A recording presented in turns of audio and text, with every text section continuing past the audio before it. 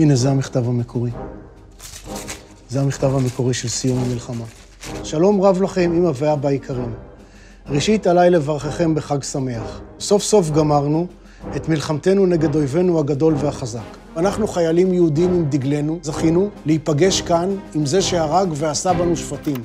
היטלר באדמה, גבלס באדמה, הימלר בקרוב יהיה באדמה. לזאת נלחמנו ואת זאת השגנו, ובכן, אפרד מכם שוב עד למכתבי הבא.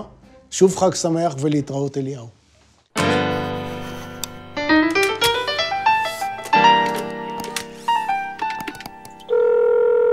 שלום רמי ליטני. שלום איזי. חוזרים אליך בפעם המי יודע כמה, כבר לא סופרים, ואנחנו ממשיכים במסע שלנו המשותף לאתר כמה שיותר לוחמי בריגדה שעסקו בבריחה. נכון, וכמו שאני מוסיף לך תמיד, מנסים לאתר ומצליחים.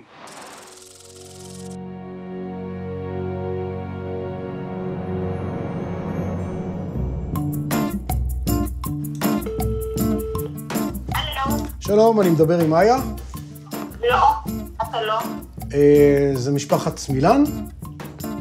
סמילן? אני יודע, את משפחת גומל.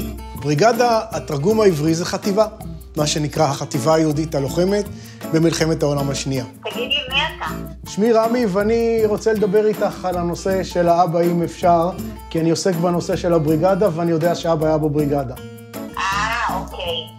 אוקיי, בסדר. יהודים, אנשי פלסטינה, אנשי ארץ ישראל, הם קיבלו תג כתף, לבן תכלת, כמו דגל ישראל, ועליו מגן דוד צהוב. מי שהחליט על זה, לקח את אותו מגן דוד צהוב, ואמר, זה לא טלאי צהוב, זה גאווה. עם זה אנחנו ניסע לאירופה להילחם בנאצים. ויש לי כמובן את תג כתף? וזה בטוח יש לך, ובכל מקרה את המקור אתה לא תקבל ממני. הבנתי, גם לא תקבלי ממני, אז זה בסדר. אבא שלי פה באמצע. מחבק שניים מהחברים שלו שליוו אותו עד יום פטירתו. אבי הרב סמל פלוגתי, בפלוגה 18 בגדוד הראשון בבריגדה, והתקופה שהוא היה בה עיצבה את חייו. כך שגדלתי באווירת הבריגדה כל השנים.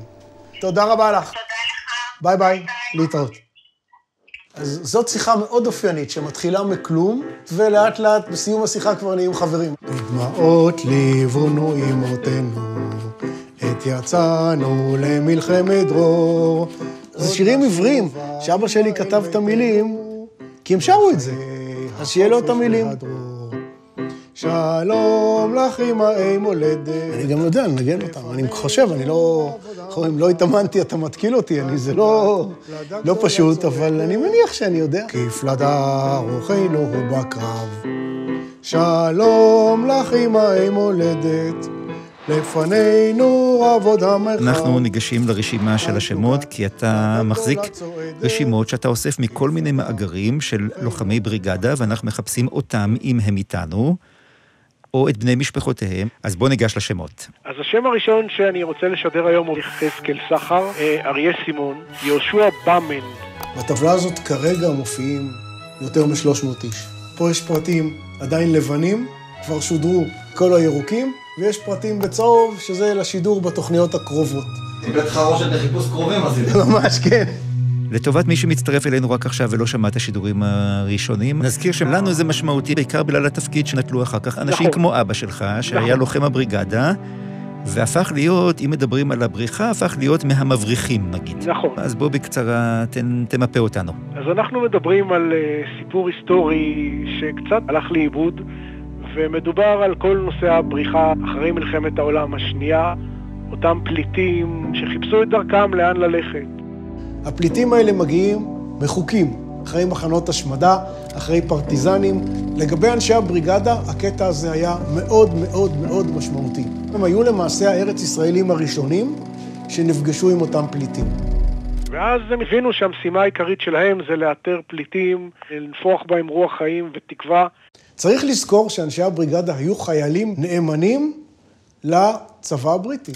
כל מה שהם עשו, ממאי 45 עד שהם פורקו בקיץ 46, הוא היה בחזקת עבירות צבאיות.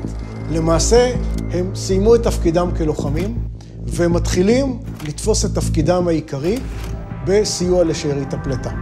וזה מה שהם עשו, הם עשו את זה בדרכים מגוונות מאוד. הם מתחילים לצייד את הפליטים בדברים אלמנטריים. בגדים, אוכל, דלק, סמיכות. מאיפה לוקחים את זה? לא נעים להגיד גונבים. אז משאילים את זה מהצבא הבריטי. רוקנו מחסנים של הצבא הבריטי, מעולם זה לא חזר לצבא הבריטי. איך החביאו את זה מהבריטים? למעשה הקימו בבריגדה יחידה פיקטיבית. לאותה יחידה פיקטיבית קראו TTG. TTG, יסלח לי עכשיו השומע, זה טיל חסטיזי גישפט. טיל חסטיזי בערבית זה תלקק לי את התחת, וגישפט ביידיש זה עסקים. זה השם שהם קראו לזה. באיזשהו מחסום, חייל בריטי עוצר נהג מסעית, שעל המסעית יש פליטים, מוחבאים בתוך המסעית למעלה. והוא אומר לו, לאן אתה נוסע? אז תביא לי את כרטיס העבודה. הוא נותן לו את כרטיס העבודה. הוא אומר לו, מה זה TTG? אני לא יודע מה זה. הוא אומר לו, הישראלי, הנהג הישראלי, אתה לא יודע מה זה TTG. זה אחד הדברים הכי סודיים בצבא הבריטי, אתה לא צריך לדעת מה זה. אז הוא מצדיע לו ונותן לו לעבור. אני גדלתי על הסיפור הזה של TTG מגיל 0. הם הצילו ילדים, הם הצילו פליטים, הם חיפשו אנשים, הם הבריחו אותם את הגבולות, הם הביאו אותם לאותם מחנות, הם לימדו אותם עברית, הם לימדו אותם חקלאות כדי אחר כך להסתדר בארץ, פעילות שנמשכה למעשה שנה.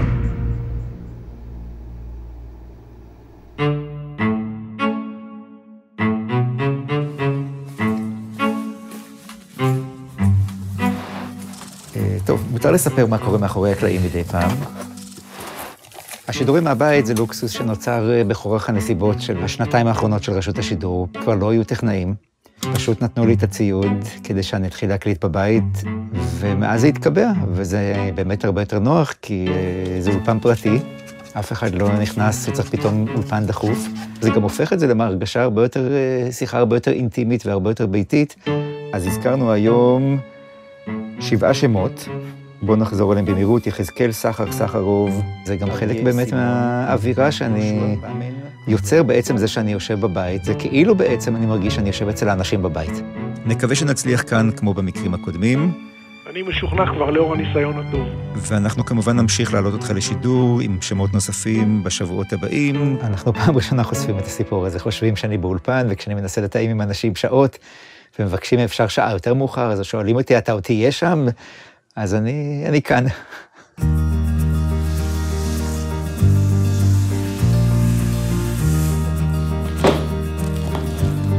אני חושב שזה פה, כשאתה נוגע בזה, אתה מרגיש את ההיסטוריה. חורים שאתה יודע שעם זה הלכו, אז זה ממש הפריטים עצמם, זה לא סיפורים, זה לא מעשיות.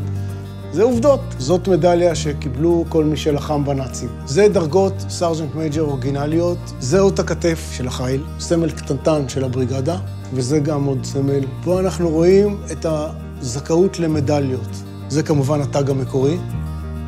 אני מרגיש שאני מחזיק היסטוריה, ואני מרגיש שאני מחזיק, אני לא רוצה להיות ציני, אבל את עם ישראל. כי זה הסיפור. הדגל שלימים היה דגל מדינת ישראל, עם אותו מגן דוד צהוב, שמסמל את המעבר מהשואה לתקומה. אז לא צריך יותר מזה. לא צריך יותר מזה, ותמיד אני מרגיש התרגשות כשאני מחזיק את הטאג הזה. מה החלום? החלום הוא, א', שידעו מה עשה אותו דור. החלום הוא להקים מוזיאון. אתם יודעים מה, זו ההזכרה הכי טובה לאבא. אני כאילו מדבר בשמו. שיהיה בהצלחה, רמי. תודה רבה. תודה, להתראות.